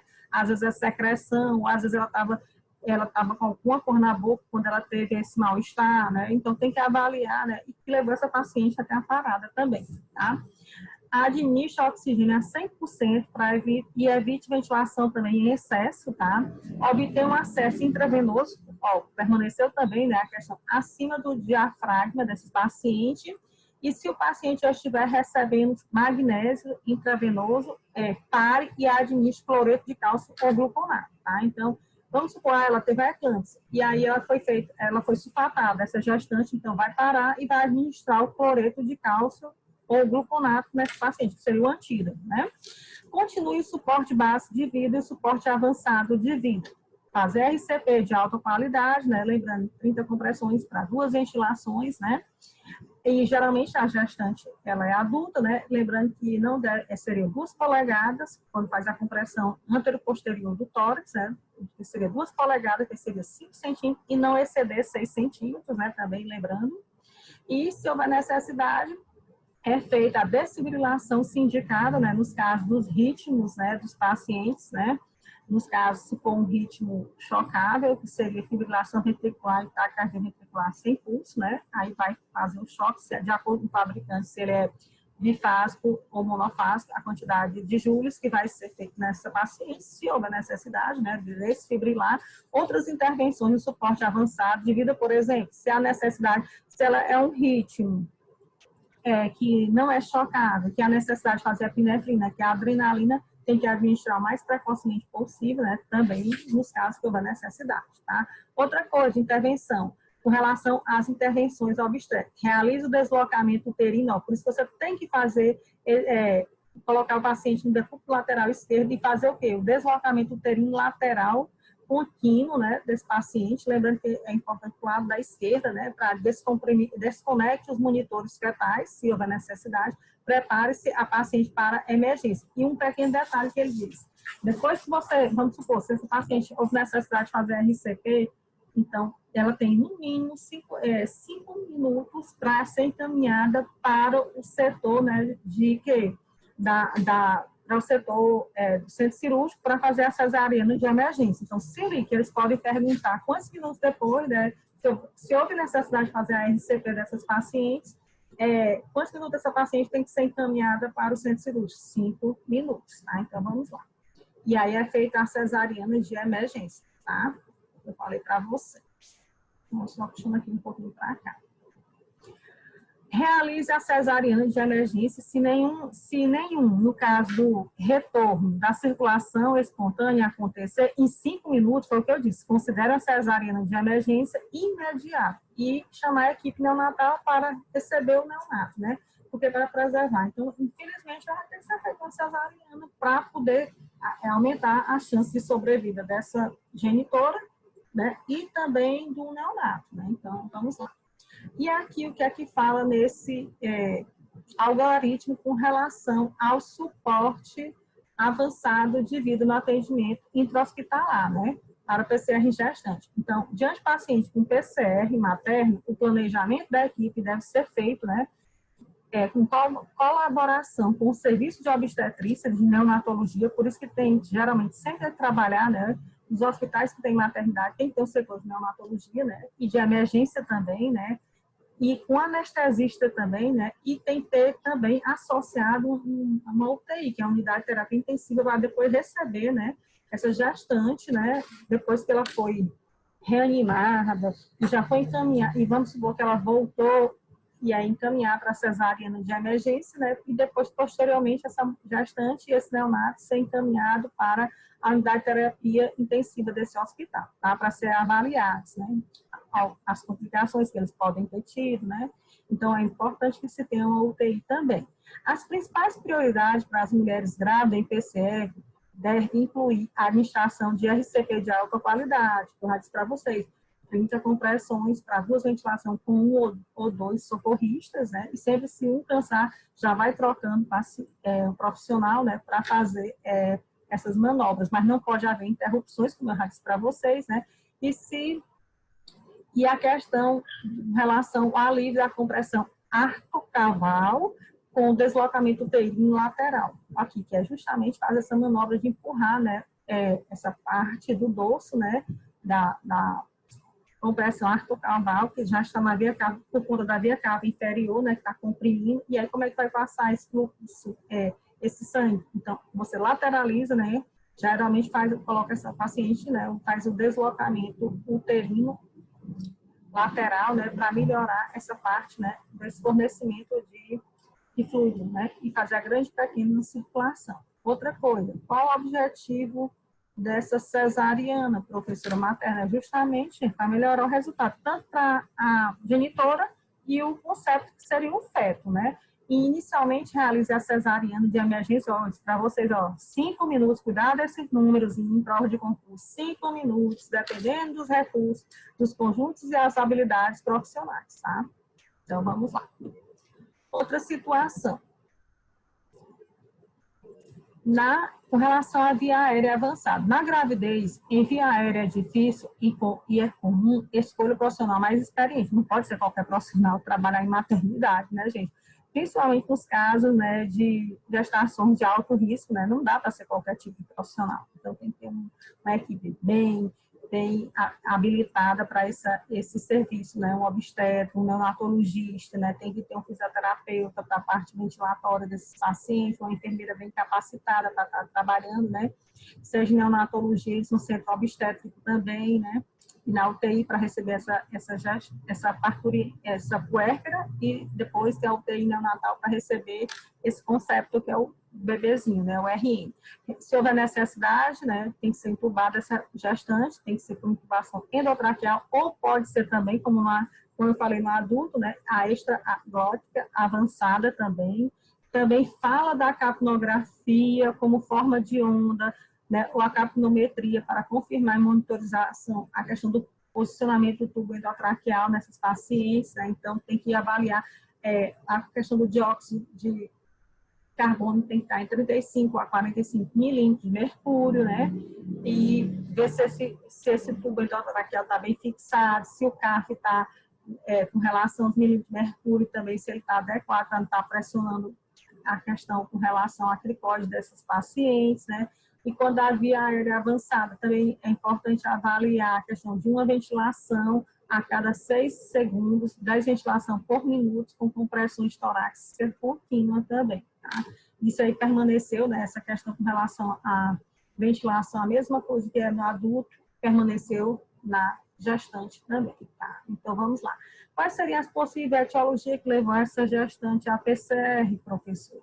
Então, é importante o A, que seria a anestesia, que são as complicações anestésicas também. Vamos supor que essa paciente teve uma complicação, então o anestesista tem que avaliar qual foi o anestésico, né? B, se nos casos do paciente houve hemorragia, então tem que estancar esse sangramento. C, a questão vascular, cardiovascular, essa mulher está tendo alguma complicação cardiovascular, tem que ser tratada. D, a questão dos medicamentos, né?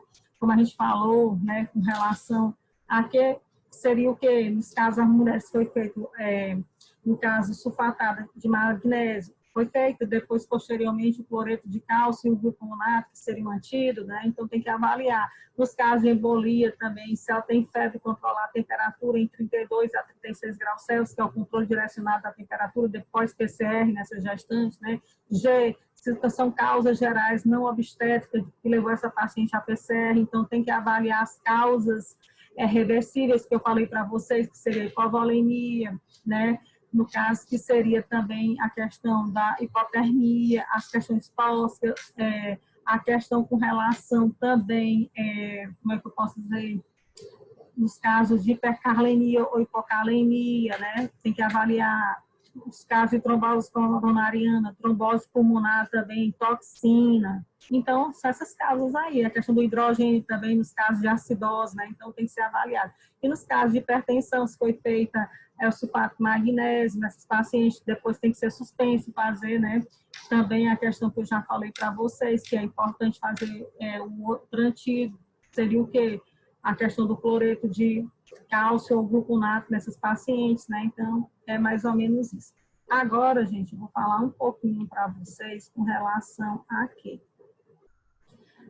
Eu vou repetir mais uma vez, porque essas principais recomendações atualizadas da área de 2020, né? Só realizando com vocês no que diz respeito a quê? O início precoce da RCP por socorrista leigo. Então, foi atualizado em 2020, né, as recomendações que os leigos iniciem o mais rápido possível a RCP, né, para suposta PCR nos pacientes que têm risco de dano ao paciente e baixo se o paciente não tiver PCR. Então, quanto mais cedo iniciar, mais chances da sobrevida desses pacientes. A administração precoce da epinefrina, né, quanto mais rápido for necessário, nos casos dos ritmos, como eu falei para vocês, que são chocáveis, né? Então, nos casos de assistolia, né? E a ESP, então, é para se fazer a epinefrina o mais precocemente possível. Então, de acordo com 2020, foi inalterado e reafirmado em 2020, com relação à marcação do tempo, para PCR com um ritmo não chocável, que seria a ESP, né? Que eu disse para vocês. E no caso de assistolia, é aceitável administrar epinefrina assim que for possível, né? Em 2020, com relação ao tempo para a PCR, como o ritmo chocar, pode ser aconselhado administrar epinefrina depois de tentativa de desfibrilação inicial terem falhado. Então, tentou fazer, né, as manobras de ressuscitação, né, cardiopulmonar nesse paciente, né, para o retorno da circulação espontânea também, a RCE. Então, tem que ser feito a questão da epinefrina também. Os casos de feedback audiovisual em tempo real. Então, pode ser aconselhado usar os dispositivos de feedback audiovisual durante a RCP para otimização do tempo real do desempenho da RCP, né, para avaliar quanto tempo foi que essa paciente ficou, né, tentando reanimar, né, e avaliar as possíveis complicações que ela pode ter. Em ensaio clínico randomizado, foi observado, né, um estudo controlado, que houve um aumento de 25%, né, da sobrevivência dos pacientes depois da alta hospitalar, após o atendimento PCR no intra-hospitalar. Os que utilizaram o quê? Os dispositivos de feedback audiovisual, a profundidade da compressão e retorno do tórax. Então, questão da qualidade, né, das compressões, né, gente, durante a RCP, que já foi falado isso também. Outra questão, monitoramento fisiológico da qualidade da RCP. Então, em 2020, pode ser aconselhado usar parâmetros fisiológicos, como pressão arterial, né? Que ela tem que estar, eu disse para vocês, a questão da pressão arterial tem que estar, geralmente, a sistólica acima de 90 milímetros de mercúrio, e a pressão arterial média tem que estar acima de 60 milímetros de mercúrio. E a pressão de dióxido de carbono no meio da capnografia tem que ser em 35 a 45 milímetros de mercúrio, né? Quando viável, para monitorizar e otimizar a qualidade da RCP. Então, são esses tipos de monitoramento fisiológico por meio desses estudos que viram, né? Com relação às evidências específicas, né? E isso fazia com que melhorasse a sobrevida desses pacientes, né? Pós-PCR também. Então, isso é uma forma de estar avaliando, né? Os casos de desfibrilação sequencial dupla não é mais recomendada. Então, a partir de 2020, só simplesmente disse a utilização da desfibrilação sequencial dupla para ritmos chocados, que seria o quê? Fibrilação, ritmo chocado refratário, né? Os casos de fibrilação e taquicardia ventricular sem pulso não foi estabelecido. Então, não é mais recomendada essa desfibrilação, né, sequencial dupla, né? Então, foi retirado o protocolo, né, das diretrizes de destaque da AIA, né, em relação à RCP, né, e à AICE, né, 2020. O acesso intravenoso continua preferível em relação ao acesso intraósseo, né. Então, no início, tem que se tentar, né, em 2020, disse, né, que aconselhar para que os profissionais tentarem primeiro estabelecer o acesso intravenoso, né, para administração de medicamento durante a PCR. Caso, ele vem dizendo aqui, o acesso intraósseo pode ser considerado se a tentativa do intravenoso não forem bem-sucedida ou não forem viáveis. Então, se não conseguir fazer o intravenoso, ele só quer dizer, reafirmou, né, com relação, não é nem a questão de reafirmar, ele recomendou, né, de acordo com o Guideline 2020, né, ele disse que pode ser feito o intraósseo nos pacientes, no caso, a utilização da epinefrina. Então, vamos lá. Outra situação também, né, que ele só falou também com relação aos cuidados pós-PCR e neuroprognóstico. Eu já falei com relação, depois da PCR, né, é feito todos os exames para avaliar a questão do neuroprognóstico, a questão das funções mentais desse paciente, se houve complicações neurológicas, né, motoras desse paciente, né? Então, de acordo com a diretriz 2020, ele fala que os dados clínicos significativamente novos sobre o atendimento ideal nos dias seguintes da PCR, tem que ter as recomendações das atualizações de acordo com a AIA de 2015 para a RCP e AS com relação ao tratamento da hipotensão arterial. Então, tem que fazer a questão da avaliação da titulação de oxigênio para evitar que esses pacientes não venham a ter hipóxia, né, ou hiperóxia, que faz com que tenha deteriorização do sistema nervoso central, e isso pode levar o paciente a ter também a detecção e tratamento para as convulsões, para as crises epileptiformes, né, que eu já falei para vocês, por isso que é importante fazer o eletroencefalograma, né, desses pacientes também, né, o controle direcionado da temperatura, como eu disse para vocês, a temperatura de 32 a 36 graus Celsius, né, para manter a normotermia desses pacientes, né, também, né. Então, isso aqui só foram reafirmados com novas evidências para corroboração, né, com relação à AIA 2020, né. Em alguns casos, com relação às normas, né, foi atualizado para referir, né, a questão da disponibilidade de novos dados de ensaios randomizados controlados e de estudos observacionais de alta qualidade. O algoritmo dos cuidados pós-PCR foi atualizado para enfatizar os componentes importantes de atendimento. Então, são esses que eu já falei, né? Esses cuidados com pós-PCR e o neuroprognóstico dos pacientes, né? Para fazer as avaliações 24, né? Geralmente é 24, 48 horas e até 72 horas que é para ser feito, né? E manter esse paciente, né? Por isso que ele diz aqui, em normotermia, né? Então, pode ser confiável, o neuroprognóstico deve ser avaliado no mínimo depois de 72 horas do retorno da normotermia. Então, o paciente tem que manter, após PCR, tem que manter 32 a 36 graus Celsius, né? E as decisões do prognóstico deverão ser baseadas em vários modos de avaliação do paciente. Outra situação, as diretrizes de 2020 avaliam 19 modalidades diferentes e descobertas específicas, no que diz respeito às evidências específicas, né, com relação aos estudos para cada, onde ele diz o seguinte: o novo diagrama apresenta essa abordagem multimodal e o neuroprognóstico. Então, ele só faz reafirmar a importância, né, de estar avaliando essa questão neurológica do paciente, né, a questão motora, o sistema nervoso central, como é que está depois pós-PCR, avaliar a capnografia desses pacientes, o controle direcionado da temperatura, a pressão arterial sistólica, né, a pressão arterial média também, né, tudo isso aí que já foi comentado. O atendimento e suporte durante a recuperação, é isso ó, que não tinha antigamente, só tinha a questão dos cuidados pós-PCR na AIA de 2015. Em 2020, né, ele fala dessa questão da recuperação, né, como eu disse, dos pacientes pós-PCR. Né? Então, em 2020, recomendou, né, que o sobrevivente de PCR tenha avaliação da reabilitação multimodal e tratamento, para prejuízo fisiológico, neurológico e cognitivo antes da alta hospitalar. Por isso tem que ser feito o eletroencefalograma, tomografia computadorizada, a ressonância, o controle direcionado à temperatura, a capnografia, a capnometria desses pacientes, né, é interessante ser feito, né? Então, a questão do debriefing com socorrista também e o cuidado também, né, pós-PCR, para estar avaliando também as complicações psíquicas que o paciente pode ter, né, depois que ele teve a PCR e os familiares, né, foi o impacto por conta da PCR, o que levou esse, né, a família geralmente fica muito abalada diante dessa situação, né, ter visto seu parente e também o próprio paciente, que ele antes de ter a PCR, ele sentiu, né, então, medo da morte, nessa questão, então tem que ser feito esse atendimento todo, a questão psicológica desses pacientes,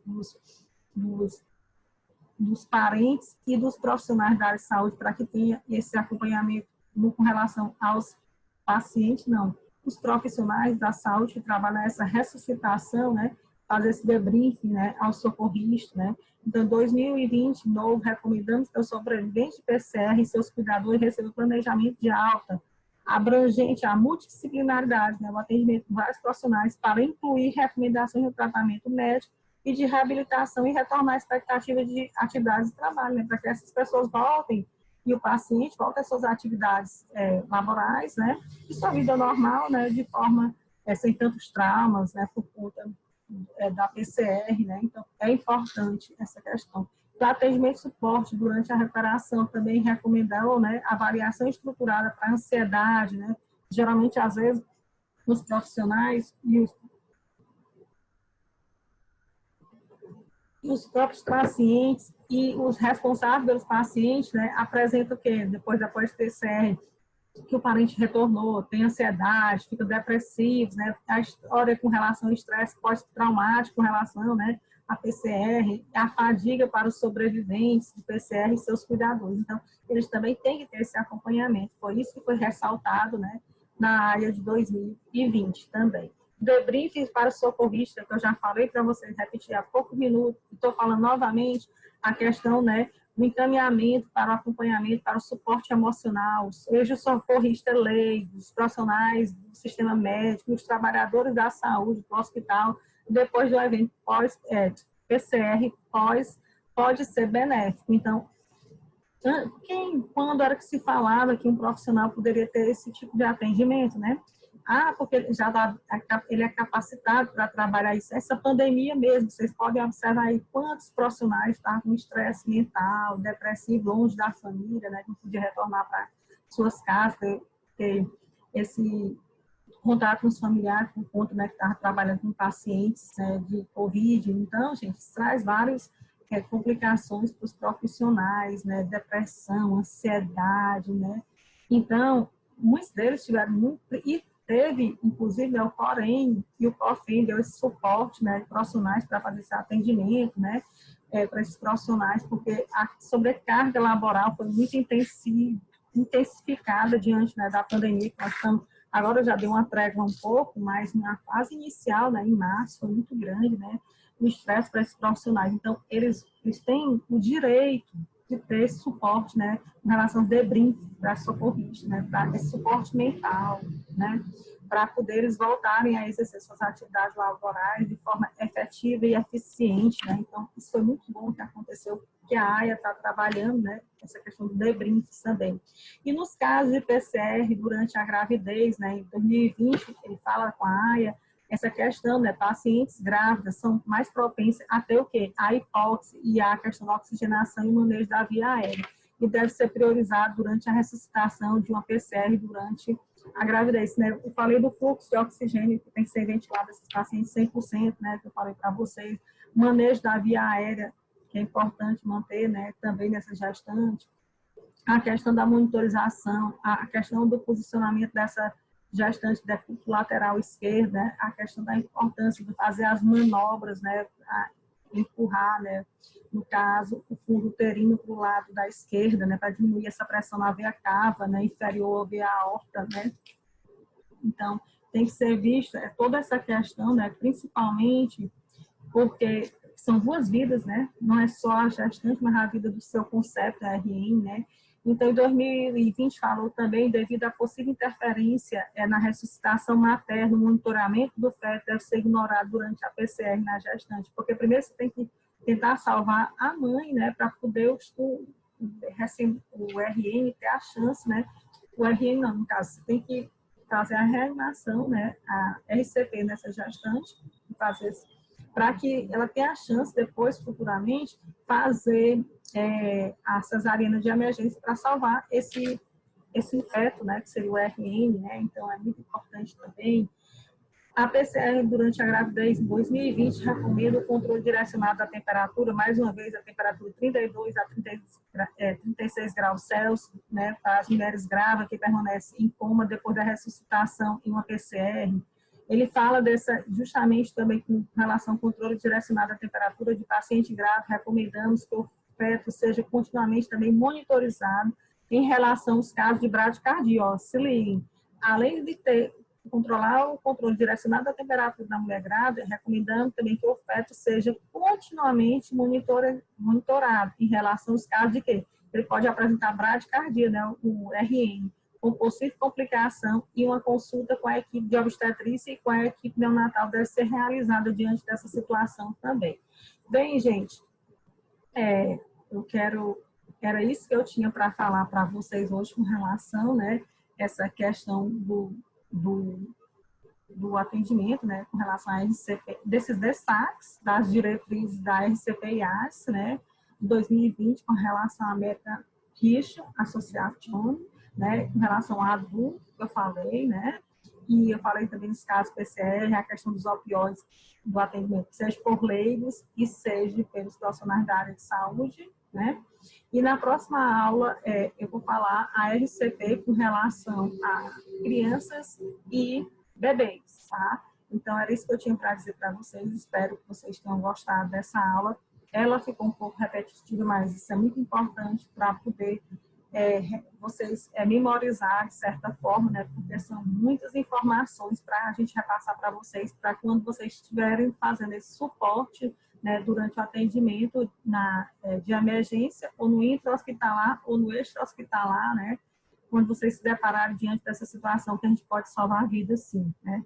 Então, o Brasil, infelizmente, é um país no qual que as pessoas leigas não sabem fazer uma RCP, que seria as compressões de qualidade, ficam tudo nervosos, não sabem fazer, né, o atendimento. E isso, a gente, como profissional da área de saúde, temos que estar orientando a população leiga como fazer, pelo menos, a questão da qualidade da RCP, das compressões, enquanto que alguém liga para o SAMU, né, para o pessoal do atendimento pré-hospitalar vir e salvar. Porque, gente, a índice de mortalidade é muito grande pela demora dessas pessoas entrarem em contato e muitas das vezes eles não sabem nem fazer a RCP, então diminui a chance de sobrevida desses pacientes, infelizmente, né, por não saber fazer esse tipo de atendimento leigo, né, enquanto que o SAMU chega e depois esse paciente é reanimado e depois ele, quanto mais cedo ele for atendido, mais chance de sobrevida desse paciente, como eu falei para vocês, né, é grande, né, mas desde que as pessoas saibam, os leigos, fazer esse tipo de atendimento. Era isso que eu tinha a dizer para vocês.